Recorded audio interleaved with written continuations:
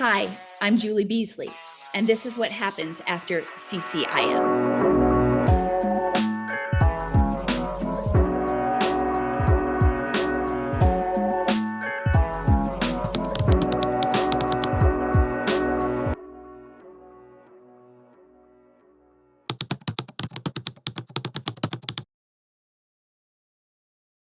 So I graduated from Ball State in 1997 in the winter, and I went back up to Northwest Indiana, where I'm from, worked at the YMCA, at like the front desk or whatever for a short time, looking for a job in Chicago. I knew I wanted to be a copywriter at an ad agency. So I just really worked hard, reached out to all different size agencies, ended up getting a job at a small agency on Michigan Avenue in the Wrigley building, working on toys primarily, which was cool, and Wrigley's chewing gum as a copywriter. And I got paid peanuts, but it was such great experience. I was there for I don't know, maybe 7 years or something. Then I went to another small agency, ended up meeting my husband around that time, and we moved to New York and got married. Went to New York for his job, which I was super excited about because if you're in advertising, it's like, oh my gosh, the Mecca, going to Madison Avenue. So moved there, got another couple little jobs, and then ended up at McCann Erickson, one of the bigger agencies there. Enjoyed it so much. Had some really great partners, an art director that I ended up working with for, oh my gosh, I don't even know, like 14 years or something like that. And then I went to DDB, another agency on Michigan Avenue, not Michigan Avenue, sorry, on Madison Avenue. And I was there for a really long time, and then ended up, for my husband's job, I had a couple kids. I lived in the suburbs, but I worked in the city in Manhattan, and we ended up moving to Houston. So I quit my full-time job, and for the first time ever, I wasn't working full-time, and I became a freelance copywriter. And so worked for some ad agencies here in Houston, where I now live. And one day Hurricane Harvey happened, and I had the idea for a kid's book, and I wanted to do something to help. I had a couple small young kids. I'm like, hey, maybe I'll write a book and see if I can give the money to charity, which I ended up doing. So I wrote a book called H is for Harvey, and all the money went to the Astros Foundation for Harvey Relief. After that book led to another book, another hurricane book called My Name is a Hurricane. And most recently, I just did a book about COVID at Winona and Gus and the coronavirus. So talk about making a switch. So basically now I guess I'm a copywriter, but I'm also, I guess I would say I'm an author. So.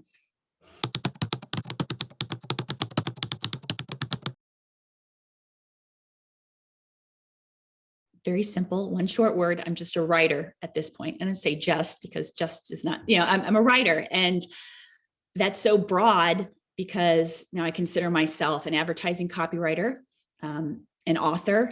I also sometimes write for a local magazine here, articles. I do press releases in order to help push my book. It's lots of different things now. So just basic writer, where I would have for years said like, I'm a copywriter, an advertising copywriter. Now I would say a writer. So, and it's cool to say author too, but that's not the only thing that I do. So writer is what I would call myself in one word.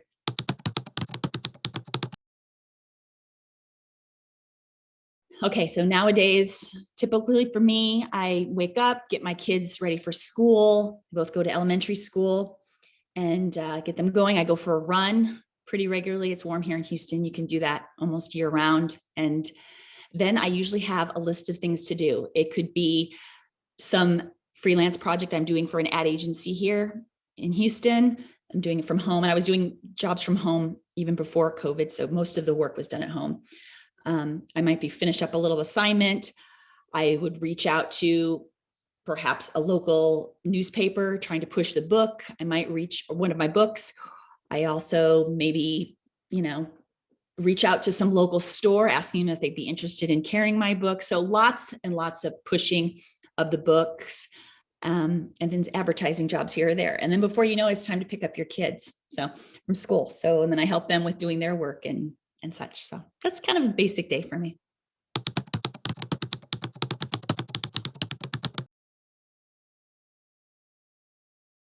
Okay, one of the biggest challenges I've encountered professionally. Quitting my first job was very challenging. I felt very committed to my first job in Chicago. I was quite young, and it was small, and I knew that I was making a really big impact. And when I knew it was time to go, I had a really tough time quitting, and they didn't take the news very well. And so I felt bad about it. But as I've grown, I know that, when you quit a job, it's not necessarily, it's nothing personal against or takes away from the fact that you had a great experience at that job, but sometimes it's just time to go. Just, I guess, the other way around, a company might say it's, time for you to leave. And it's, again, even though it's hard not to take, if you get let go personal, that there's always something else, and it might lead to other things that you never even expected. So that was challenging. And then also for me, another one quickly would be going from having a full-time job from the moment I got my first job up until a few years ago would have been all of a sudden giving up and becoming freelance, because freelance, all of a sudden you're your own boss, and you don't have that steady paycheck that you did before.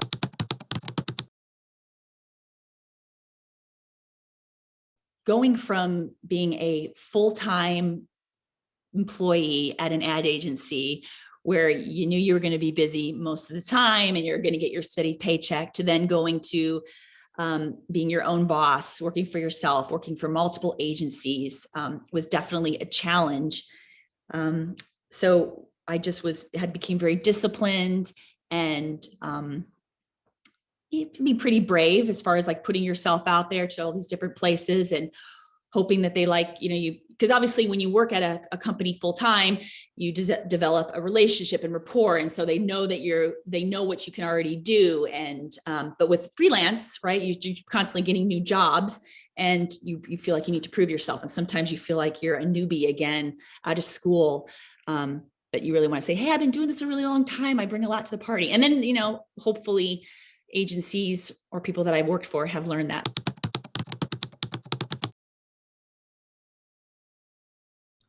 Gosh, I've got lots of role models and mentors over the course of my career since Ball State. I mean, my parents have always been amazing.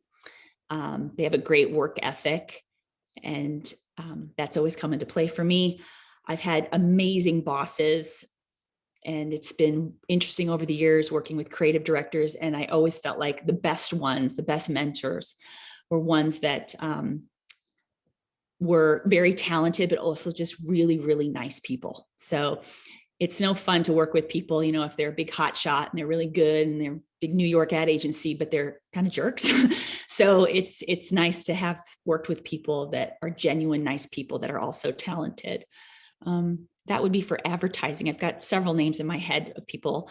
And I would say in authors, gosh, children's book authors, again, like I never thought I would write children's books, but I'd say that Beverly Cleary and Judy Blume, those sort of people were my inspiration for books, lighthearted books that kids can relate to.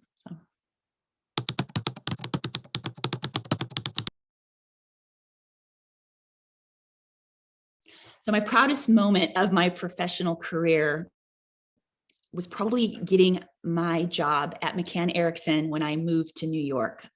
Again, I had worked at small agencies before then, which were great. And I learned so much and got a lot of experience, but I always had my sights. I'd always had my sights set on working for one of the big ad agencies. And I was really proud of myself that I got to that point. So that would be one of the things I'm most proud of, for sure. And then obviously so many campaigns that you work on and you feel good about over the course of your career. And for me, that's shifting from going from being a copywriter to also an author. Mine would be my first book. My proudest moment with the books would be my first book where the money went for charity, and taking a leap of faith and writing a book that I'd never done before and figuring out how to do it and actually making it happen, and using the money to help people with Harvey that had been hurt. So.